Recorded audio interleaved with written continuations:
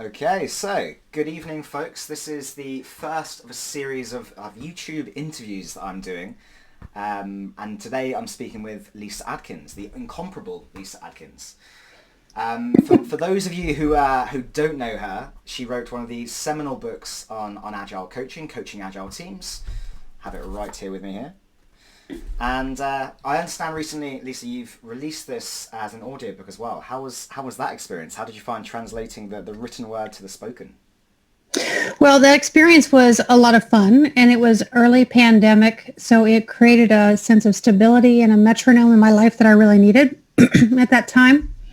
And it was really fun rediscovering the words, the meaning, and asking myself the question, is it still relevant? Because that book is now 10 years old.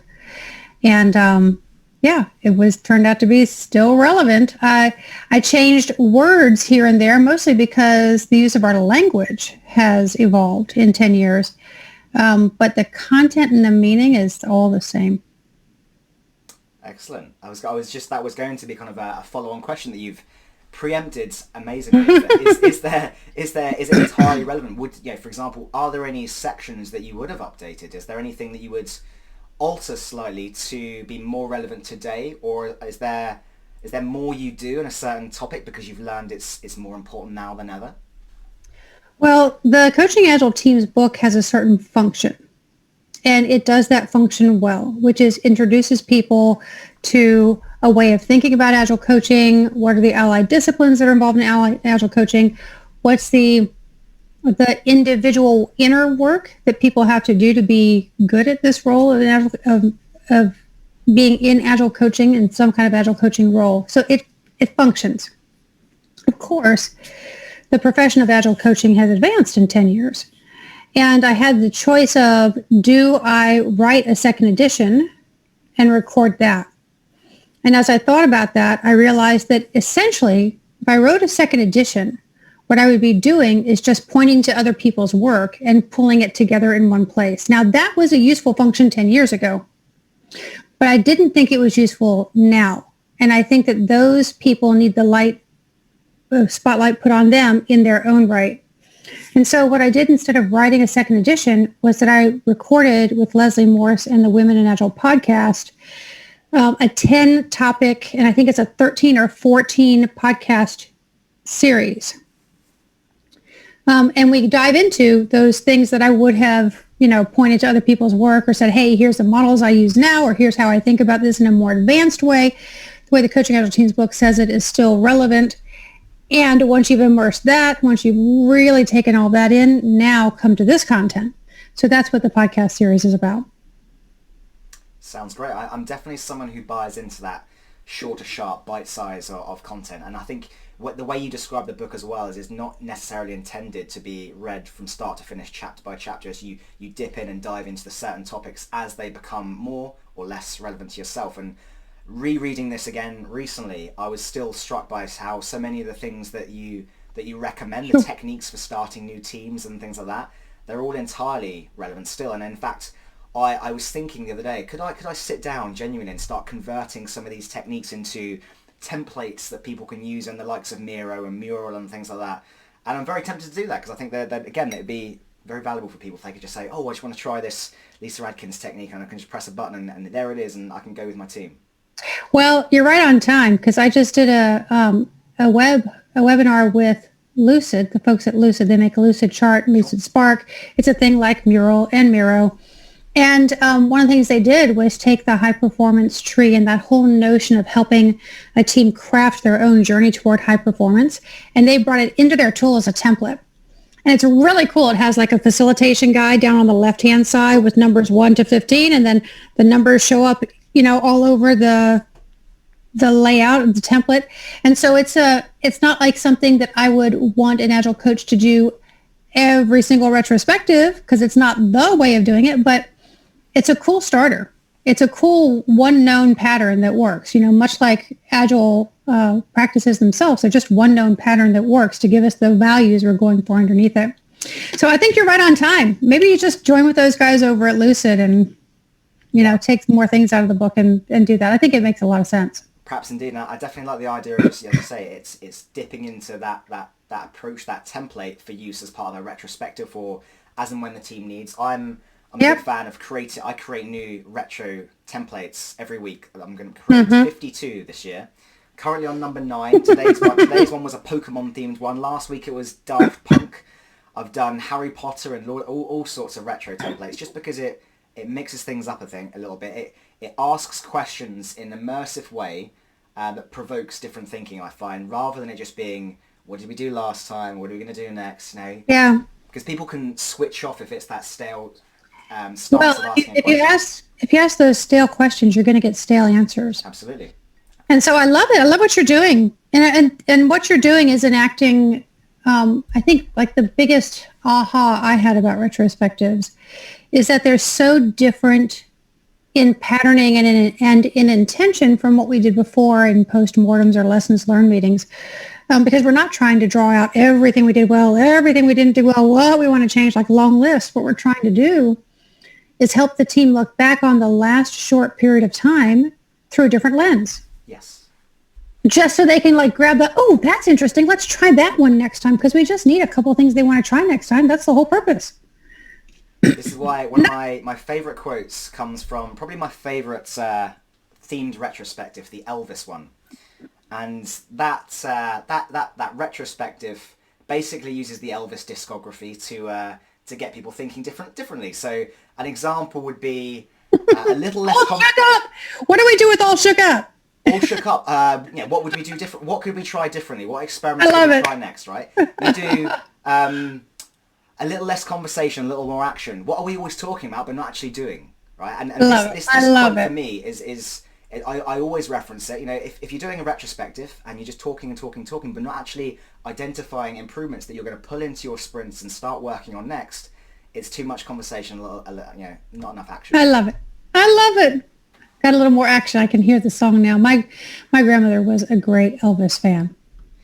But also, I'm a firm believer that work can be fun if you make time for it, if you allow it to be with a little bit of creativity. Just imagine a scenario. You're sat with a team and you're playing Elvis in the background and you're doing these retrospectives and different thinking. I find when I've done these, it resonates very well with the teams I work with because they enjoy a change of pace. With that in mind, Lyssa, if you could choose any retro template, a new one that didn't exist yet, what theme might you choose? Because I might just create it. Fish in a river. Fish in a river. All right. Go, Chris. I'll do it. It's going to bait related. What's the top bait? I don't know. I'll sit down. I'll get my creative. There's all kinds of things. And I'll think of things. And I'll let you know when I've created it. I love it. That's awesome. Cool.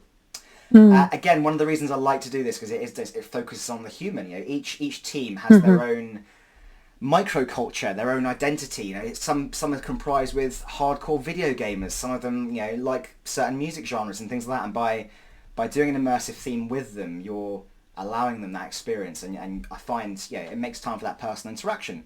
And I know you're a huge proponent of this, and as am I. One of my values is being people first. I've got a little logo here. Guardians of Agility is one of my groups of people that I work with, and I've got a little Groot who's my totem who sits on my desk. I love it. He reminds me to be people first.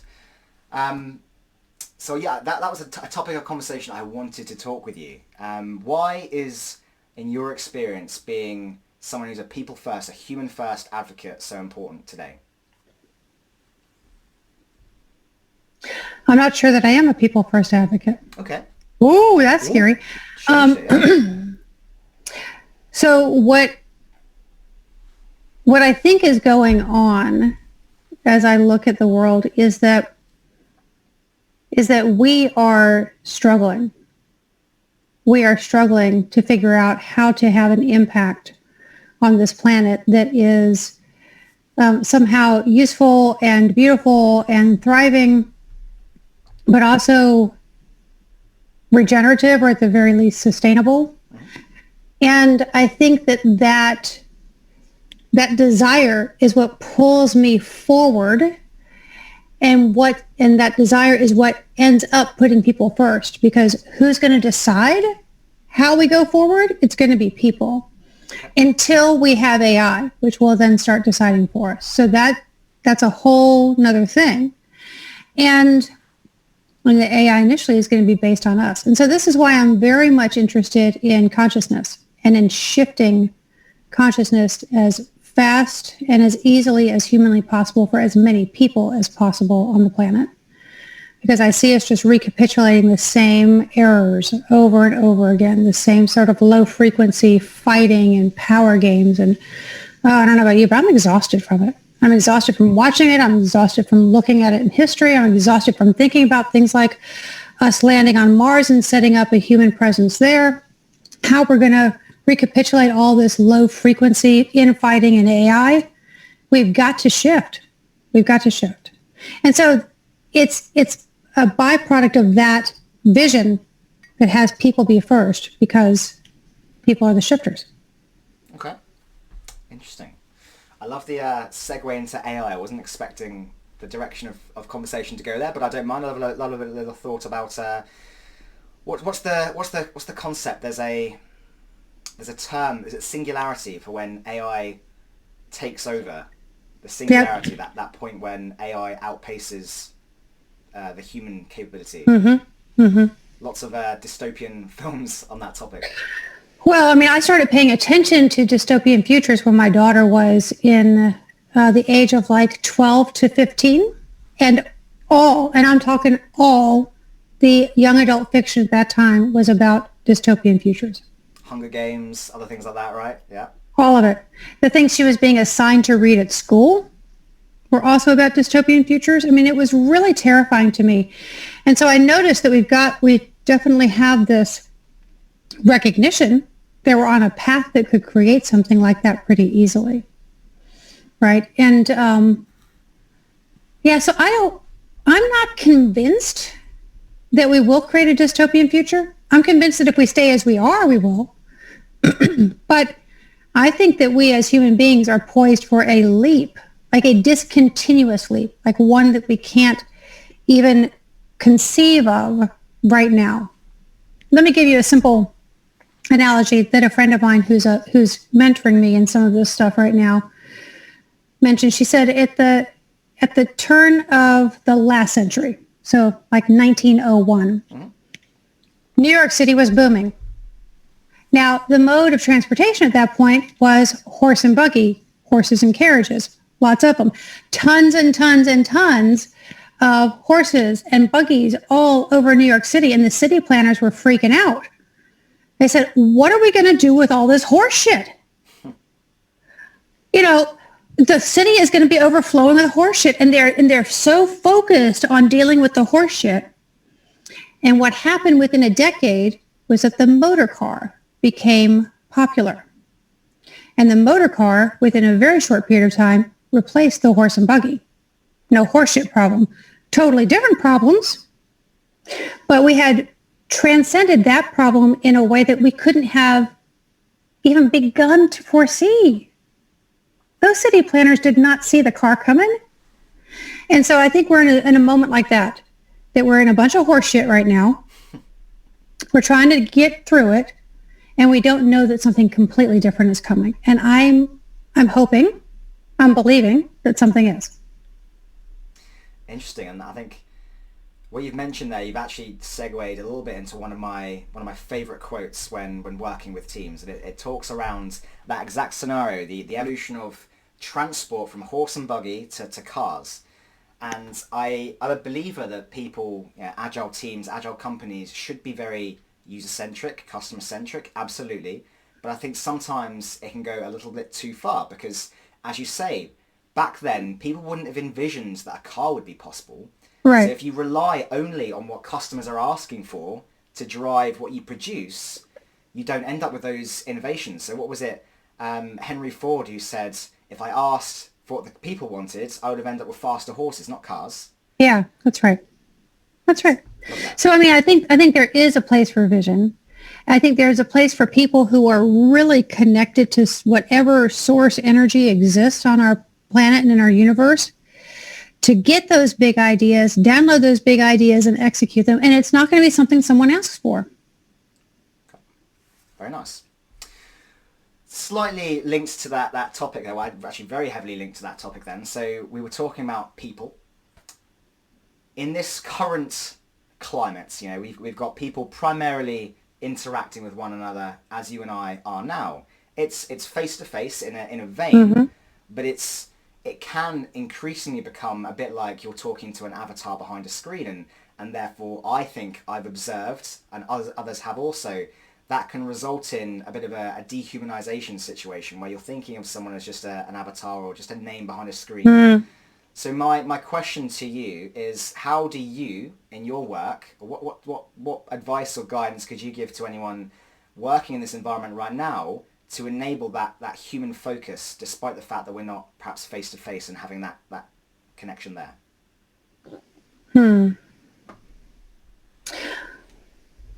Well, I think what's interesting is that you can't necessarily do virtually what you couldn't do in person.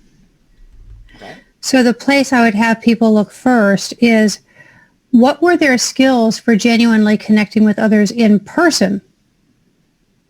And what's missing from that skill set that they would need to shore up before they can do it virtually? Okay. Yeah. So I've been talking recently, I did a couple sessions at conferences on something called Connection School, because I've been thinking about this, that I think you attended the one I did at the remote Forever Summit. Yeah. Because I've been thinking about this, and just like the idea of like, give me a tip or trick, Lisa, for connecting better online. And I'm like, well, if you couldn't connect in person, it's going to be really hard to connect online. So let's back up this horse a little bit and see what needs to be done there. So there might be some skills for that. I think the other thing, Chris, is that we might be getting ready to get disembodied. So I don't know if you've done much exploration in VR, but I have been doing some exploration in VR just really recently, actually. But I'm immersed to the point where I'm like, okay, this is going to change everything.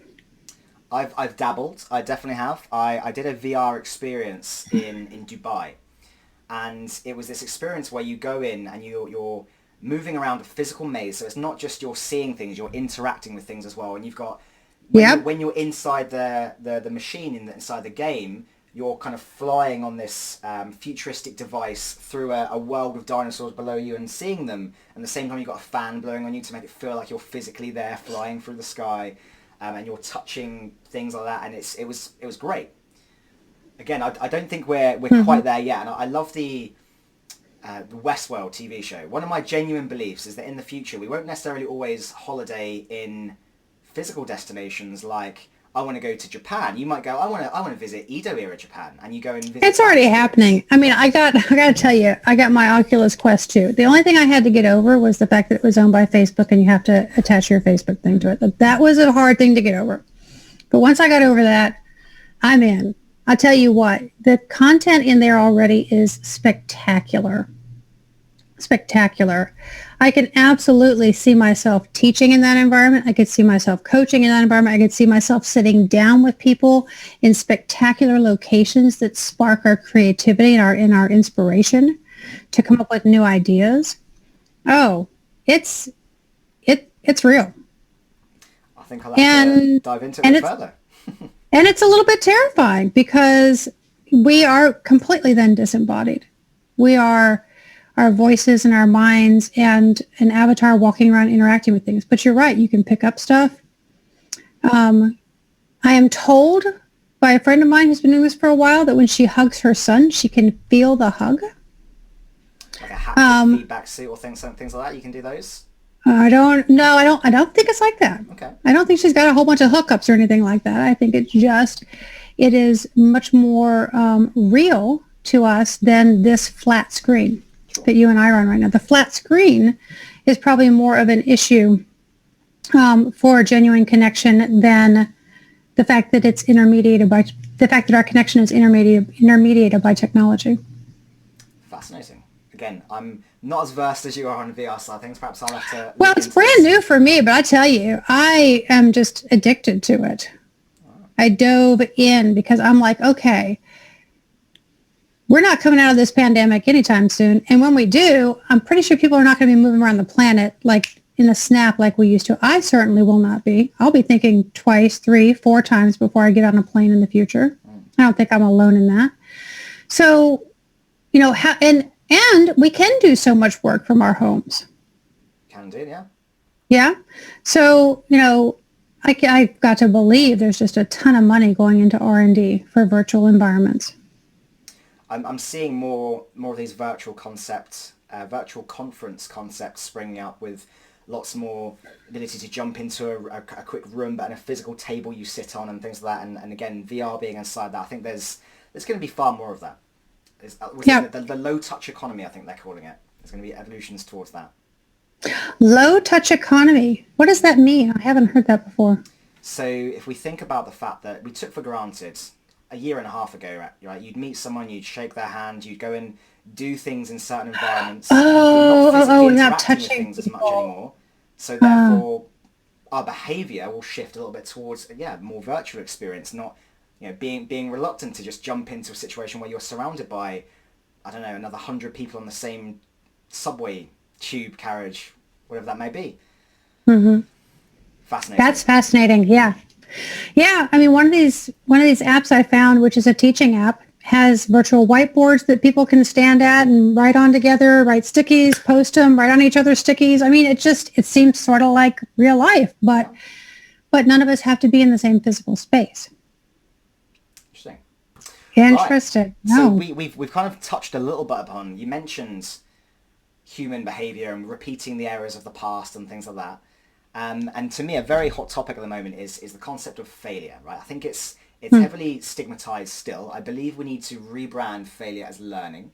And this is something that I'm a big proponent of. And I'm often encouraging fellow coaches of mine, hey, I messed up last week, or I did this. Mm-hmm. Let me share that story with you. And let's exchange stories. Let's learn from each other in that respect. And I observe even coaches who are working with teams saying, hey, fail fast, learn often, and things like that, are themselves reluctant to share failures. Mm-hmm. So I would love to invite you to share a particular failure or something you've learned recently from your working experience. So my failures don't get big. So you're not going to get like a gigantic, oh my gosh, this was such a big failure and it was such a big deal for me to reveal it, because I'm revealing my failures all the time. And the failures are usually in where most failures start, which is in human interaction. So probably the one that's coming to mind the most right now is just how often my mind makes assumptions and jumps to stereotypes and assumptions. And admitting those is no big deal. But when I'll talk about how I admitted it in a moment, but when you don't admit it or you're not aware of it, and then it gets bigger, and then it causes some other external thing to happen, then it becomes more dicey to admit it. And so I think the idea of admitting failure is sort of immediately, to the extent that you can understand that it's happened, is useful. This is a coaching client of me talking with me about, she's now the manager of 90 people. Half of them are in Bangalore, half are in the United States. And they've just gotten the results of a survey back about how people are feeling, about how things are going in the organization and the role of managers and that sort of thing. And she's getting a lot of feedback about, well, when you managers answer emails on the weekend, it makes us feel like we have to as well. And we get down this road and we start talking, and I realize, and I said something about, and this must be really a big issue in Bangalore, where the power distance is such a big deal and hierarchy is such a big deal. And I went on and on for about 2 minutes about how, I'm sure that that's the truth, and that, here's what you might want to do about it, blah, blah, blah. We're checking it out. And she's like, no, it's actually not the people in Bangalore. It's the people here in California. And I'm like, oh my God, look at my assumption. Look at my stereotype. Look at how I have like this oppressor inside of me. Wow, I'm really sorry about that. So let me just erase all that, what I said, and let's come back to what's true for you. So that's sort of what it sounded like in the moment. And that topic in particular, again, something I often see, in particular from people in leadership roles. They're answering emails at silly hours of the morning, and they're setting the expectation that it's normal behaviour, and others will often follow suit. So I'm more than happy to sit in front of a CTO and say, hey, if you keep doing that, you're going to reinforce that behaviour. And if we want to try and get a sustainable working practice for people where they don't feel like they're being burnt out and having to be on 24/7, we need to change as well, because if we don't take any action, odds are we're going to be talking about the same problem again in the future. Yeah. Einstein's definition of insanity, right? Yeah, and that's a perfectly reasonable way to go in a situation like that. And another way to go is, instead of making a new rule, don't answer emails at night, open the possibility for a new kind of conversation. So for example, if that manager gets energy from working on Sunday night and answering emails so that when the people wake up in Bangalore, they've got answers for certain things, what happens if that manager, that vice president, or CTO, whatever, what happens if that person reveals, here's what gives me energy, here's when I work, here's what I do and do not expect in terms of your response. Here's my strengths finder and my Myers-Briggs typology. Here are ways of interacting with me that really work for me. As a way, not necessarily of saying, here, now it's all on you to interact with me, but hey, I'm going to be a first mover and tell you how I work so that we can now engage in a conversation about what works for you and have a way that we can all work together really well, instead of making a rule which is going to cut someone off. I completely agree, and it's an absolutely fair challenge. It's actually why, in that same vein, I subscribe to, you know how teams have team charters that align everyone's expectations as to their vision and goal and things like that? Increasingly throughout this pandemic, I've been encouraging teams and even organizations to say, right, why don't we create a remote working charter? Why don't we define... Makes a lot of sense. What does good remote working look like? What is bad? What makes it bad for us? How would we like to work? And again, coming back to and distilling probably one of the most powerful messages I took away from your book, it was take it to the team. Take it to the people. Ask their opinion. Don't just enforce an arbitrary rule. Take it to them. Find out what their thoughts are. Because even if you don't actually end up going with something someone suggested, the fact they've had a voice is far more motivating. Yeah. I've been heard. Yeah, absolutely. And what you're talking about is the professional coaching world has a phrase for it. It's called designing an alliance. Yeah. You can design an alliance about anything. My husband says to me, we're going somewhere, okay, I want to design an alliance with you about this before we head out. Okay, honey, let's do that. I mean, I use Kanban to manage my working life and things like that. And I do very regularly utilize agile techniques. So I do individual retrospectives and do daily stand-ups with myself in the form of journaling, things like that. And these are the little techniques that help me curtail the big failures, coming back to what you were saying earlier. I like that. I like that, Chris. That's cool. Yeah, solo spective once a week. I'll sit down and I'll think about what's gone well, what hasn't gone, what helped me achieve my goals, what didn't help me achieve my goals, those sorts of things. And actually leading to my next question, a recent video you shared was around your value journal, right? And you're planning to capture people's thoughts around this topic over the next month, in my understanding. When I watched that video recently, it inspired me to add to my daily ritual of journaling to say, right, what value am I bringing? What value did I bring today? Because one, I think it's also great from a kind of a positivity perspective, a gratitude perspective. It also challenge you to think, right, how am I going to bring value? If I can't really list anything, what have I been doing? What could I do better? Yeah, so it's added to my daily journaling as of yesterday, and I'll let you know how that goes. Yeah, please do. I'm really curious what kinds of things people write down. I'm curious what what insights they come up with. Like you just said, I might realize that I'm actually not doing anything. I'm just running around answering emails and being on Zoom calls. And at the end of the day, I'm like, what did I actually do? That would be great information to know, So I'm just really curious to see what happens for people. I use something very similar, but my work is not with Agile delivery teams anymore.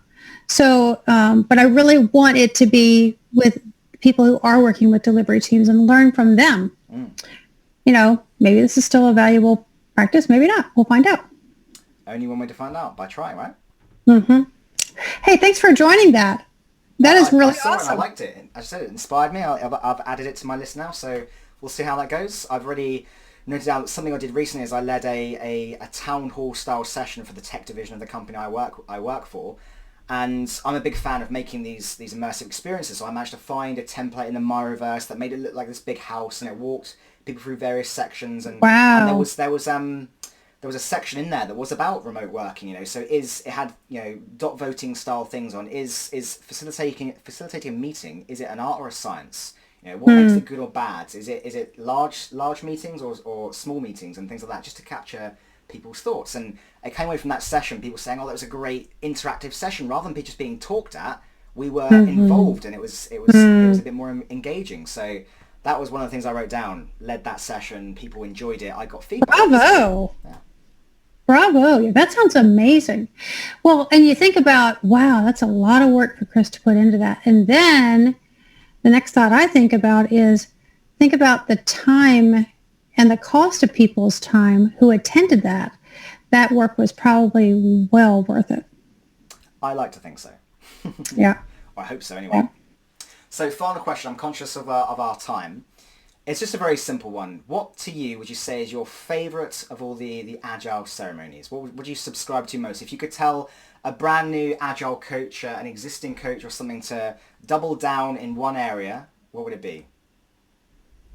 The one that's coming to mind right now is the daily stand-up. Okay.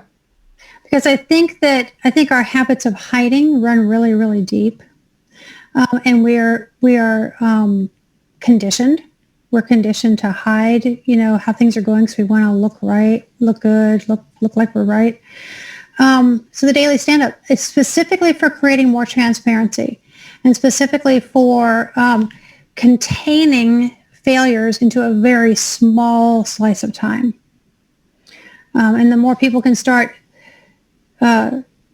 recognizing and claiming their failures, one of my business partners says, more and more responsibility, less and less blame.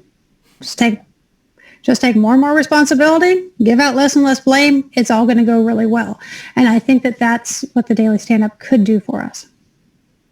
And how would you say would be the tip you would give to any coaches to make those daily stand-ups more effective? How could you try and drive that message home more for teams? Well, the number one tip I would give is when, as a coach, you smell something is not quite right, instead of trying to figure it out yourself, ask a question that would have them talk to them about it. And so what it might sound like is, let me think of a scenario. It might sound like someone has just run on and on and on about what they're doing, but you're sitting there going, I don't really understand. Like, that doesn't make a lot of sense to me. So instead of trying to jump in and figure that out, ask a question like, so who understands what was just said? And get them to talk about it. Yeah. So what that does is just create more and more information flow about the human system. It creates more transparency. They can, and as soon as they start talking about it, now they have more information they can self-organize around. Sure. I like that. The way I handle that scenario is I actually encourage teams, don't talk about yesterday. Yesterday is the past and you can't change it. It's irrelevant. Actually, what we want to do is focus on how we can help each other achieve our goal. And nice. by focusing on the past, it almost does feel status report like. It's like, oh, I did this. When actually all we really want to know is what can we influence next? How can we help each other achieve our common goal? So I encourage teams not to think about the past too much and focus on what's next. What can we do today? Chris, I'd like to be on one of your teams. I think it sounds like fun. Glad to hear it. Well, I mean, that was going to be my other tip. When it comes to my personal virtual tip for enabling personal interaction and things like that, basically, I don't mind making a fool of myself. So I've got all sorts of hats and masks and things like that I'll just chuck on during meetings and make it a bit fun. See? This is why I like you. Yeah, I've got all kinds of hats here. Now, this is only because we moved to the virtual world. It makes it so easy. Oh, I like that one. It makes it really easy to have hats and tiaras and stuff. I haven't got enough. Like that one? That's a good one, right? And what the fact that you're wearing red right now made you look like a ringleader at a circus. Yeah. Good, right? Nice. Fun stuff. Well, it's been an absolute pleasure talking with you this evening. Thank you very much for your time. What is that? It's been a great time talking to you. This is Forky. This is my new favorite character on Toy Story 4. It's this hilarious character, and I had to have a Forky doll for my birthday. My daughter thought I was crazy, but she bought it for me. So nice. I did actually do I did a Buzz Lightyear themed retrospective based on one of the teams. They had a project called Project Lightyear. So they said, "Oh, can we have a themed retrospective?" I said, "Oh, Buzz Lightyear. Nice. I'll do a Toy Story themed retro for you." Awesome. Great. Well, thank you very much again. Been a pleasure. And I'll speak to you sometime later. Yeah, sounds great, Chris. Bye now.